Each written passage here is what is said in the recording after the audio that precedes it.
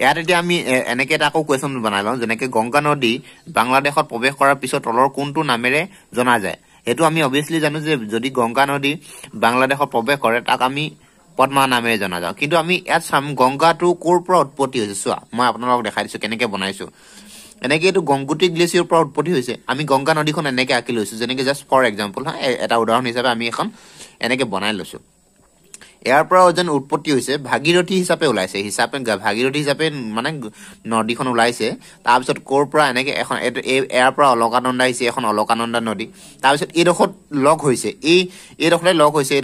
এইডোখৰ নামটো কি দেৱপ্ৰয়াগ তো এই কুৱেশ্যনটোৰ লগত চাওক মই এই কুৱেশ্যনটো যেনেকে বনালো তাৰ পৰা কি ৰিলেটিভ হৈছে তাৰ পৰা কেনেকুৱা ধৰণৰ আৰু কুৱেশ্যন বনিব পাৰে আমি এইডোখৰ এই প্ৰয়াগটোৰ নাম মনত ৰাখিম কোন নদীৰ লগত লগ লাগিছে এনেকে ৰাখিম আমি তাৰপিছত এইটো গংগা হিচাপে হৈছে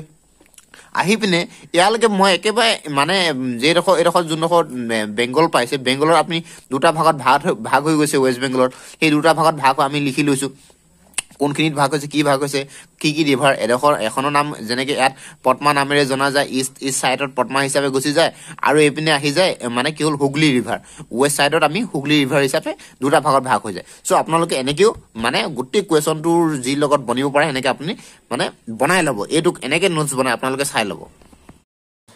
বহু ল'ৰাই মানে মোক কমেণ্ট কৰি আছে ছাৰ PDF লাগে চ' PDF নহ'লেও আপোনালোকে পাৰিব যদি PDF লাগে মেইল কৰিব আপোনালোকক মই আজি দেখাই আছো কেনেকৈ আচলতে নোটছবিলাক মই কেনেকৈ বনাইছোঁ সদায় নোটছ কেনেকৈ বনাব লাগে মই আপোনালোকক ধ্যান দি দিছোঁ যিকোনো এটা টপিক ল'ব মানে কি হ'ল আপোনালোকে ধৰি লওক অসমৰ ভিতৰত আহিবলগীয়া কুৱেশ্যন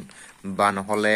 ৰিভাৰৰ ওপৰত আহিবলগীয়া কুৱেশ্যন সেই টপিকটো আপুনি লিখি ল'ব যেনেকৈ মই লিখি লৈছোঁ ইয়াত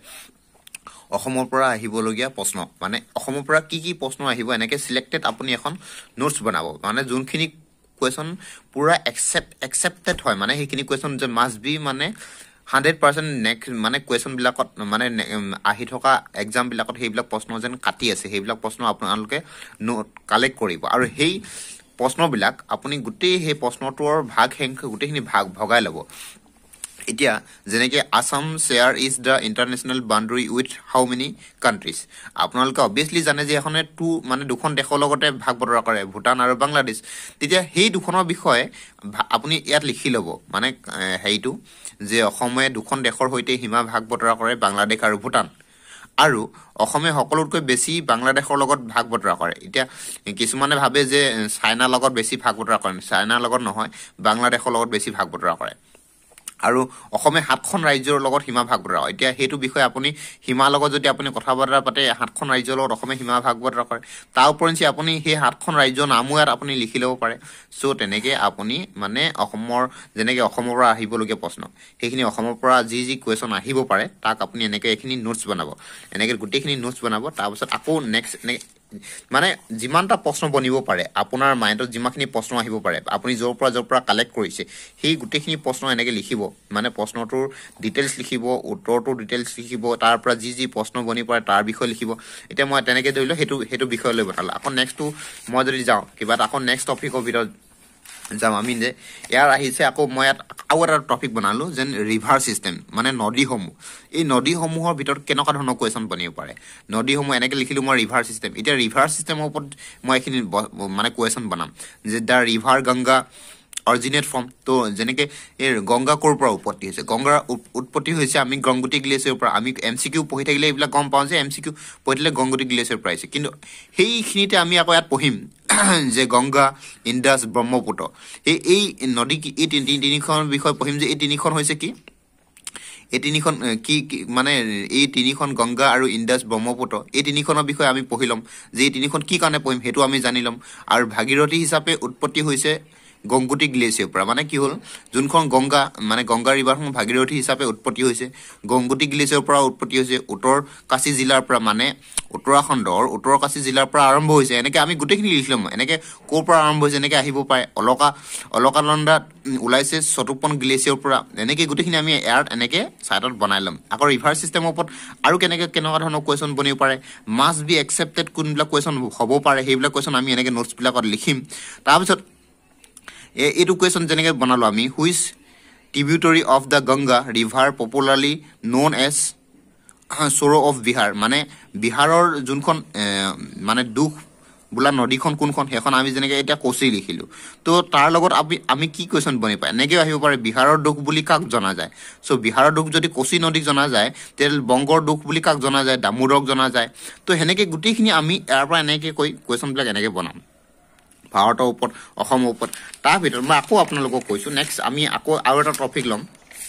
তো আমি আৰু এটা টপিক লৈ পিনে এতিয়া আমি ধৰি লওক এবাউট ব্ৰহ্মপুত্ৰ ৰিভাৰ ইয়াত মই আপোনালোকক দেখাইছোঁ চ' এবাউট ব্ৰহ্মপুত্ৰ ৰিভাৰ আছে চ' ইয়াত এবাউট এতিয়া এই ব্ৰহ্মপুত্ৰ ৰিভাৰৰ বিষয়ে আমি গোটেইখিনি জানিম যে ইয়াত মানে কি হ'ল 3 হেড ষ্ট্ৰীম আছে মানে ব্ৰহ্মপুত্ৰত 3টা হেড ষ্ট্ৰীম আছে দিহাং আছে দিবাং আছে আৰু লোহিত আছে চ' এনেকৈ আমি এইখিনি এনেকৈ বনাম তাৰপিছত লেফ্ট বেংক ট্ৰিবিউটৰী মানে কি হ'ল লেফ্ট বেংক ট্ৰিবিউটৰী মানে south bank tributary left bank tributary বা চাউথ বেংক ট্ৰিবিউটৰী মানে চাউথ বেংক ট্ৰিবিউটৰীত কোনখিনি নদী পৰে নদীখিনি যেনেকৈ তিনিচুকীয়া জিলাৰ পৰা কোনকেইখন নদী আহিছে তিনিচুকীয়া নদীৰ পৰা কোনকেইখন আহিছে মাজুলীৰ পৰা কোনখন হৈছে শিৱসাগৰৰ পৰা কোনখন আহিছে এনেকৈ আপোনালোকক সুধি দিব পাৰে ঘপকনে আপোনালোকক বুঢ়ীদিহিং নদীখন মানে ক'ত আছে যদি মানে ক'ত আছে যদি আপোনালোকক সুধি দিয়ে ঘপকন তেতিয়া আপুনি ক'ব পাৰিবা তিনিচুকীয়াত আছে এনেকৈও সুধিব পাৰে বুঢ়ীদিহিং নদীখন ব্ৰহ্মপুত্ৰৰ কোনটো ট্ৰিবিউটৰী নদী হয় সাউথ বেংক হয় না নৰ্থ বেংক হয় সেনেকৈও আহিব পাৰে চ' আপোনালোকে এনেকৈ কুৱেশ্যনবিলাক এনেকৈ বনাই ল'ব এনেকৈ লাগিলে মেপখন আঁকি ল'ব তো আপোনালোকে এনেকৈ লিখি ল'ব সাউথ বেংক নদীখিনি গোটেইখিনি লিখিব আৰু কোনখন জিলাত আছে এনেকৈ লিখি ল'ব চ' এনেকৈ আকৌ আমি লিখিম ৰাইট বেংক ট্ৰিবিউটৰী মানে নৰ্থ বেংক ট্ৰিবিউটৰী চ' এনেকৈ নৰ্থ বেংক ট্ৰিবিউটৰী যেনেকৈ ধেমাজিৰ পৰা কোনখিনি উৎপত্তি হৈছে গাই জীয়াঢল এইখিনি লিখিব লখিমপুৰৰ পৰা কোনখিনি হৈছে ৰঙা নদী ডিক্ৰং আৰু ইয়াতে মই আপোনাক কৈ থৈ যাওঁ এই সোৱণশিৰি কুৱেশ্যনটো আপোনালোকে সোৱণশিৰিটো মনত ৰাখিব কিয়নো ব্ৰহ্মপুত্ৰ সকলোতকৈ ডাঙৰ মানে কি হয় ট্ৰিবিউটৰীটোৱে হৈছে সোৱণশিৰি মানে ডাঙৰ উপনদীখন হৈছে সোৱণশিৰি সেইটোবিলাক মনত ৰাখিব এনেকৈ আপোনালোকে বনাই ল'ব হিষ্টৰিকেল বুক এণ্ড অথৰ ইয়াত মই আকৌ এটা যেনেকৈ টপিক উলিয়াই লৈছোঁ historical book and author so' historical book কোনখন মানে কোনখন কিতাপ কোনে লিখিছিল এতিয়া ধৰি লওক ইয়াত আমি গোটেইখিনি বনাই লৈছোঁ কটলীয়া কোনখন লিখিছিল তাৰপিছত কটলীয়া কি বুলি জনা যায় এইখিনি গোটেইখিনি মানে আমি ইয়াত এনেকৈ বনাই লৈছোঁ চ' এনেকৈ গোটেই এইটো টপিক মানে যেনেকৈ লিখিলোঁ আমি হিষ্টৰিকেল বুকছ এণ্ড অথৰ এইখিনি গোটেইখিনি হিষ্টৰিকেল বুকছবিলাক ইয়াত আছে আৰু কোনে লিখিছে মানে মাৰ্কছ বি একচেপ্ট মানে সুধিবই যেন সেইখিনি কুৱেশ্যন আমি ইয়াতে বনাই লৈছোঁ যেনেকৈ বিশাখা দত্তই কি লিখিছিল বিশাখা দত্তই লিখা কিতাপকেইখন আমি গোটেইখিনি ইয়াত লিখি ল'লোঁ গম পাইছেনে চ' সেইটো কাৰণে ইয়াত যেনিবা কালিদাসে কি লিখিছিল কালিদাসে লিখা কিতাপকেইখন আমি ইয়াত লিখি ল'লোঁ তো এখন দুখন কিতাপ নহয় গোটেইখন কালিদাসে যিমানকেইখন কিতাপ লিখিছে আমি গোটেইখন কিতাপ ইয়াত এনেকৈ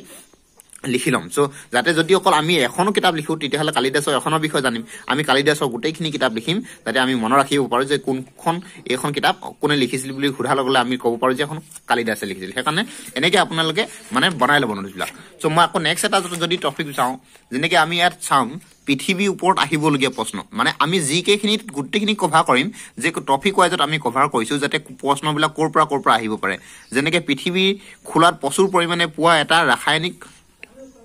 যেনেকৈ ৰাসায়নিক মৌল হ'ল সেইটো আমি এতিয়া জানিম যে অক্সিজেন ইয়াত আমি গোটেইখিনি এনেকৈ বনাই ল'ম ভাগ কৰি বনাই ল'ম এনেকৈ পৃথিৱীৰ ব্যাস হ'ল কিমান এনেকৈ বনাই ল'ম আমি ব্যাসটো এনেকৈ মানে আপুনি যেনেকৈ কমফৰ্টেবল হ'ব আপুনি যেনেকৈ বুজি পাব সহজ ভাষাত আপুনি তেনেকৈ বনাব চ' এইখিনি গোটেইখিনি আপোনালোকে এনেকৈ বনাই ল'ব সৌৰজগতৰ সম্পৰ্কে তলৰ কোনটো কথা শুদ্ধ গোটেইখিনি আমি এনেকৈ বনাই ল'ম লিখি ল'ম পেৰুৰ ৰাজধানী কি হ'লে আমি পেৰুৰ ৰাজধানী যদি জানো যে পেৰুৰ ৰাজধানী হৈছে লিমা কিন্তু পেৰুৰ ৰাজধানী যদি অকল আমি লিমা বুলি যদি ৰাইট এনচিত দি থৈ দিওঁ তেতিয়া নহ'ব আমি ইয়াত লিখি ল'ম বগোটা সেই বগোটাৰ ৰাজধানী কি হয় তাকো আমি লিখি ল'ম যে বগোটাৰ ৰাজধানী কলম্বিয়া তো আমি লিখি ল'ম লাপাজৰ কি হয় তাক লিখি ল'ম আমি বলিভিয়া হয় তো কুৱেইটো ৰাজধানী কি হয় সেইটোও লিখি ল'ম আমি ছাইডত মানে কি হ'ল আমি কুৱেশ্যনটো অকল এটাটো টিপ মাৰি নথওঁ তাৰ আমি গোটেইকেইটাৰ আমি গোটেইখিনি লিখি ল'ব লাগিব গম পাইছেনে চ' সেইটো কাৰণে আপোনালোকে এনেকৈ পৃথিৱীৰ ভিতৰত আহিবলগীয়া কুৱেশ্যন আপোনালোকে এনেকৈ বনাব পাৰে আৰু প্ৰশ্নটো বনোৱাৰ লগে লগে ছাইডত আপুনি গোটেইটো তাত এক্সপ্লেনেশ্যন কৰিব যাতে আপোনালোকে সহজে বুজিব পাৰে গোটেইখিনি আপোনাৰ মনত ৰাখিব পাৰে চ' আমি আকৌ নেক্সট এটা যদি আমি টপিক চাওঁ আমি নেক্সট এটা টপিকৰ বিষয়টো ইয়াত বনাব পাৰোঁ যে এতিয়া ধৰি লওক ইয়াত আকৌ এটা নেক্সট টপিক আছে ভাৰতীয় ৰাজনীতিৰ প্ৰশ্ন মানে ভাৰতৰ ৰাজনীতিৰ পৰা আহিবলগীয়া মাষ্ট একচেপ্টেড কুৱেশ্যন যোনবিলাক কুৱেশ্যন আহিবই যেন আমাক অনুভৱ হয় সেইখিনি আমি এনেকৈ বনাই ল'ম ভাৰতীয় ৰাজনীতিৰ ওপৰত কি প্ৰশ্ন আহিব পাৰে যে এনেকৈ which of the following words does not appear in the preamble of the constitution of India so' কনষ্টিটিউশ্যনত এই তলত দিয়াৰ ভিতৰত কোনকেইটা শব্দ বা কোনটো শব্দ নাই লিখিছে গোটেইকেইটা শব্দ আছে কোনটো নাই আমি ইয়াতে টিপম মাৰিলা আমি অকল যদি কোনটো নাই অকল এইটো লিখি লওঁ তেনেকেতো নহব না তো কোনকেইটা আছে আমি সেইকেইটাও জানিব লাগিব এইকেইটা গোটেইকেইটা আমি এনেকে পঢ়িব লাগিব গম পাইছেনে চ' আমাৰ সংবিধানত কি শব্দ মানে আমাৰ সংবিধানত কি শব্দ 9টা আছে সেইকেইটা ওপৰত উল্লেখ কৰা হৈছে যে গোটেইকেইটা আমি যদি শ্বৰ্টকাটত আপোনালোকে এনেকে মনত ৰাখিব বিচাৰে